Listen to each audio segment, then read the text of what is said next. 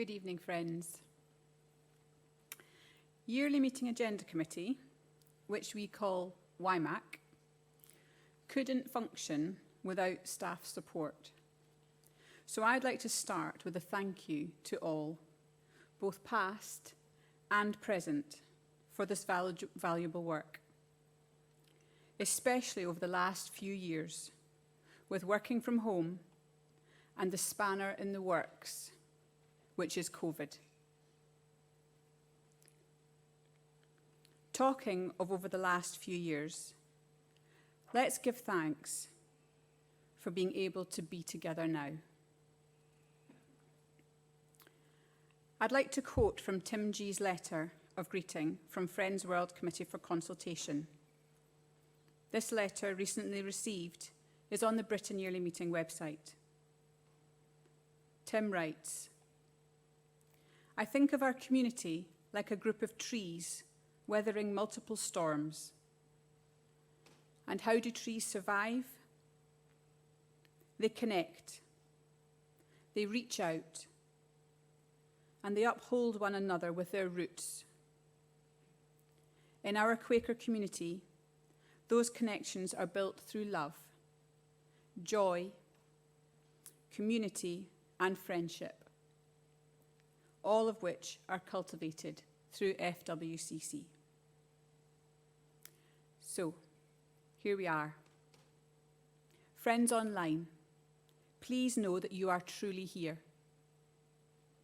We all know what it feels like to be partaking through a screen, and we will do everything in our power to make it as easy as possible for us all to feel as one. So before you, friends, is the YMAC annual report. You can find it on Agenda Notes, page 20, but you have already read it. I am reporting on a committee that has met solely online over the last 2 years, welcomed new members online, and tried to get it right online. By it, I mean this yearly meeting. As Siobhan mentioned in the welcome session that many of you were at about last Saturday, we find ourselves at the conclusion of a thread of discernment around privilege, inclusion, and diversity. We moved from acknowledging our various privileges some years ago to making commitments on becoming an anti-racist church and welcoming and affirming trans and non-binary friends in our meetings. During this yearly meeting, there are opportunities to consider what the next steps from these commitments are and how we hold ourselves accountable to them. Just because something isn't explicitly on the agenda in a particular year doesn't mean it isn't important to friends in Britain, or that work on the subject isn't ongoing. All ongoing work is important, and YMAC's role is to hold these threads and ensure discernment is not lost. You may know that we start our planning for each yearly meeting before the current one has taken place. We must. We need to organise all that makes this time together run smoothly, discern what needs to rightly come before friends, to take next steps in ongoing work and respond to concerns.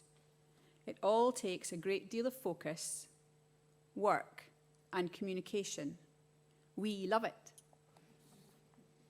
don't we?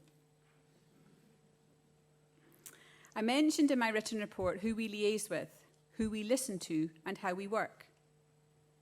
We couldn't have foreseen what would be happening locally, nationally, or internationally around the time of this meeting. We won't know this for yearly meeting 2023 and 2024, which we're already planning.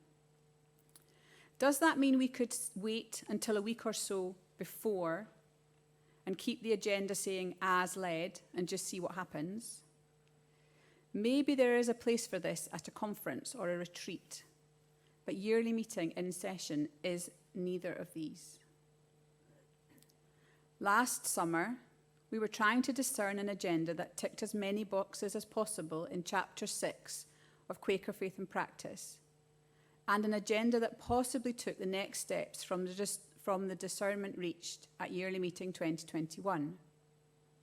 In addition, we were hearing a call from local meetings struggling with the pandemic and all that came with that. So, we sought an agenda that would build community and find spaces in which we will be able to listen to God. We hope we have achieved this with our theme. On Saturday morning, we will be led with prepared ministry to consider faith. How do we experience worship, community, and witness?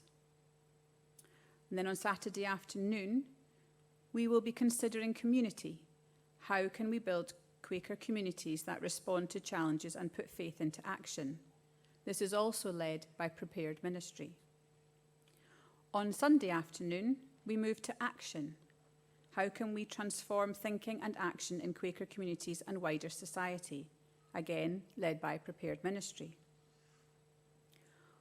All these sessions will rightly be shaped by ministry led by the Spirit.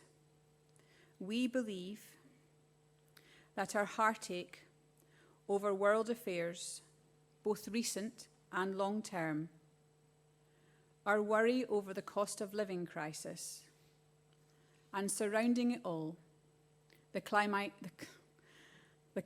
emergency, will all be able to be deeply considered this weekend.